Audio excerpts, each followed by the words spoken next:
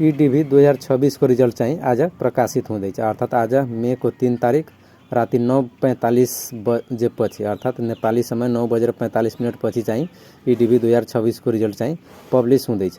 र यसको लागि चाहिँ यो चेक गर्नको लागि डीभी रिजल्ट चेक गर्नको लागि तपाईलाई चाहिने भनेको चाहिँ कन्फर्मेसन नम्बर हो, जुन चाहिँ डीभी भर्दाखेरि तपाईले पाउनु भएको थियो होला। र दोस्रो भनेको तपाईको बर्थ इयर र तेस्रो भनेको तपाईको लास्ट नेम अर्थात् तपाईको थर के हो। यो तीनटा कुरा चाहिँ तपाईले चाहिन्छ आफ्नो डीभी रिजल्ट चेक गर्नको लागि। यदि मानौ कि तपाईसँग कन्फर्मेसन नम्बर छैन भने त्यस्तो अवस्थामा तपाईले के गर्न सक्नुहुन्छ, त्यसको लागि पनि उपाय रहेको छ। कन्फर्मेसन नम्बर राख्ने ठाउँको तल चाहिँ फर्गेट कन्फर्मेसन नम्बर भनेर दिएको हुन्छ।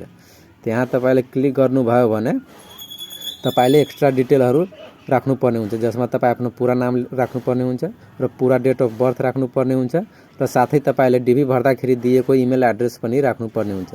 यति कुरा राख्नुभयो भने तपाईसँग कन्फर्मेसन नम्बर छैन भने पनि तपाईले डीभी रिजल्ट चेक गर्न सक्नुहुन्छ। र डीभी रिजल्ट चेक गर्नको लागि चाहिँ वेबसाइट रहेको छ dvprogram.state.gov। यो चाहिँ वेबसाइट रहेको छ। यो वेबसाइटमा गएर तपाईले डीभी रिजल्ट चेक गर्न सक्नुहुन्छ।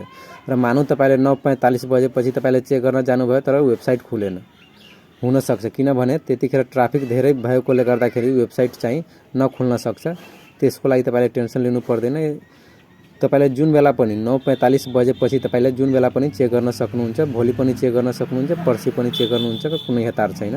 वेबसाइट खुलेको बेला तपाईहरुले कन्फर्मेसन नम्बर छ भने पनि छैन भने पनि मैले बताएको तरिका तपाईले अपनाउनु भयो भने तपाईले आफ्नो डीभी रिजल्ट चाहिँ चेक गर्न सक्नुहुन्छ। र जो साथीहरुले यो भिडियो हेर्दै हुनुहुन्छ, यदि तपाईहरुले डीभी भर्नु भएको छ भने तपाईहरुलाई परोस् भनेर मेरो धेरै धेरै शुभकामना। धन्यवाद।